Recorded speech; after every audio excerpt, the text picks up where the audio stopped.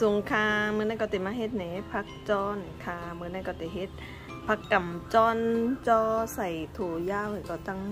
หมักลอยเนี่ยค่ะเนาะมือว่ากว่าเก็บผักกำจอนมาตีหิมหนองหิมหองเนี่ยค่ะเนาะแล้วก็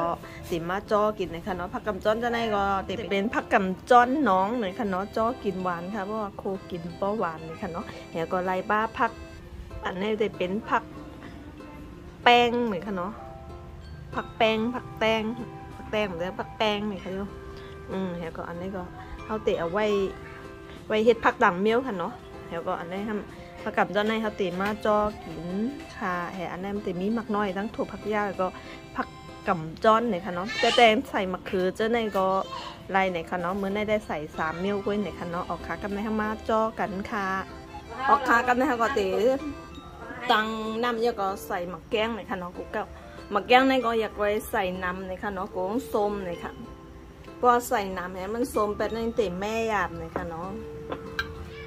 แล้วก็ใส่ผงหวานเนี่ยกี่อย่างก็มีเกลือผงหวานด้วยเนี่ยค่ะเนาะแล้วก็ใส่เกลือค่ะกูก็กำในก็เขาก็ติดไปให้น้ำพดเยาก็ต้องใส่ถั่วตั้งหมักน้อย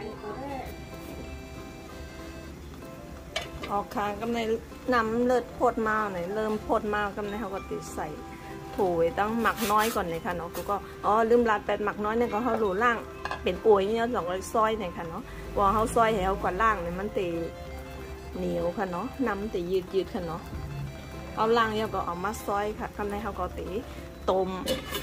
ตีปิดฝางต้มให้ถั่วเขาซุกมาอินเนี่ยก็ต้องใส่ผักกำจอนเนี่ยค่ะเนาะเพราะผักกำจอนซุกง่ายเขาตีใส่กำลิ้นเลยค่ะ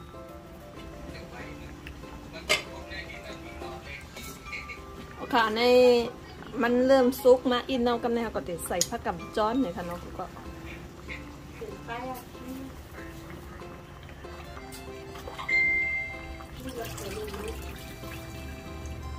ผักกำจ้อนเขาในก็เขาเจน้ำเกลือไว้ก็มันติดจ้ำอินเลยค่ะเนาะ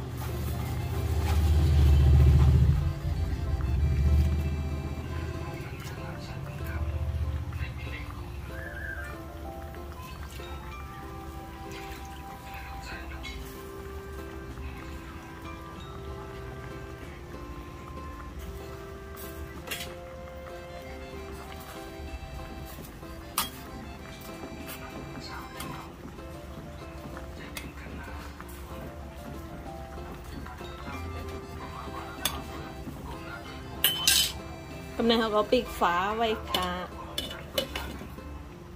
ค่ะกูก็ระหว่างเขาไปผักจองก็เขาจะมาตำหมักพริกกันค่ะเนาะอันนี้ก็จะเป็นผักมีเผือกเลยค่ะ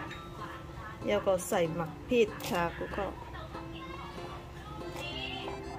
อันนี้ก็เอาไว้ใส่ผักจอเขากินนะคะเนาะสมเผ็ดนะคะแล้วก็ใส่บ้าเกลืออีกนึงเลยค่ะเนาะแต่เฮ็ดให้หมักพริกเขาล้ำแล้วก็มือเขาตำมันเต็มโพ่งเลยค่ะเนาะ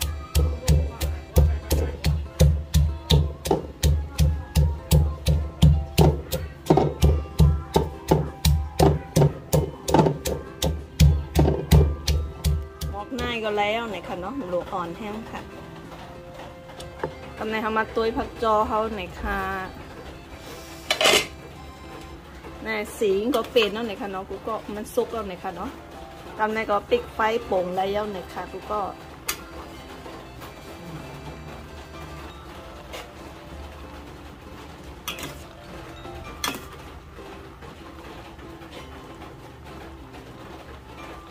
เขาตักใส่หวานเนี่ยเพราะเขาเตะกินนี่ก็เขาต้องไปเอาหมักพริกตั้งผักหมี่อันเขาตำใส่เลยค่ะเนาะกูก็เพราะว่าเขาใส่ตั้งในหม้อหวังก็เต็มกินเผ็ดหวังก็กินเผ็ดวันเบิร์นกันเลยค่ะเนาะโกงเผ็ดไปกำนั่นเลยเพราะเขาเตะกินเนี่ยเขาต้องไปเอาหมักพริกอันเขาตำมาใส่เอากำหลังเลยค่ะเนาะอันนี้ก็ไหลเอาเลยค่ะเนาะผักจอเขามากินข้าวจ้อมกันค่ะกูก็